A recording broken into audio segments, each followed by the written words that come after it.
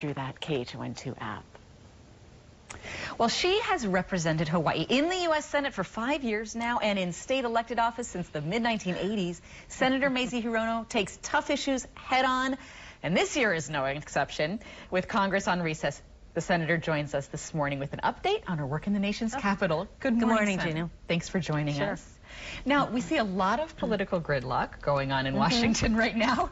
You must see it right up close from the inside. How do you navigate that and still get things done? And what sort of progress are you making for Hawaii's families? There are a couple of things that are must-pass bills. So I serve on the Armed Services Committee. So we just did the what we call the NDAA, and that's everything relating to the military. And I got some of my provisions into the NDAA that really will protect our service people and for example, the people who work in the naval shipyards, when they had long-term duty, that they were really penalized for long-term duty, and it took me 3 years to sort of fix that. It had to do with their per diems, and then there was also a loophole for military people who are domestic violence violators, and there was a loophole in their ability to purchase guns, so we closed that loophole. But the main thing is that we are able to get things done.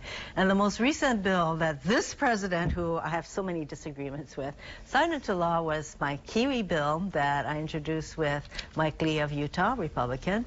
And the Kiwi bill enables business people from New Zealand and people from our country to be able to work in each other's countries much easier. So that bill was signed into law by the president. So even if there are some major differences, of course, we do manage to get some things done. I just keep plugging away. And you made that a bipartisan effort with the Kiwi Yes. bill. Way to go.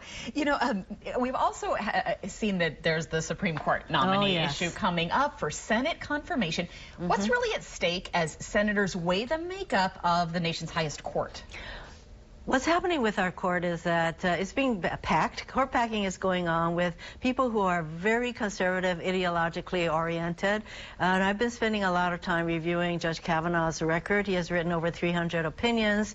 There's a lot. What I'm seeing is a pattern that is emerging, wherein he will look at laws like the Clean Air Act, Clean Water Act, various environmental protections that's supposed to protect the health safety of all of us. And he tends to interpret those laws very narrowly, which means that he's siding with the corporate interests that are challenging these laws. In addition, we know that the president said that he wants to nominate justices for the Supreme Court who would overturn Roe v. Wade. That's a woman's right to choose. It's a constitutional right. My concern with Judge Kavanaugh is that even if he doesn't overturn Roe v. Wade, which he could very well do, but he will limit a woman's right to choose, which will be tantamount to eliminating Roe v. Wade. In addition, health care. There's a huge case going on in Texas with about 18 states where they are challenging the Affordable Care Act's protections for people with pre-existing conditions, of which I am not one. 1 out of 4 people in our country have pre-existing conditions.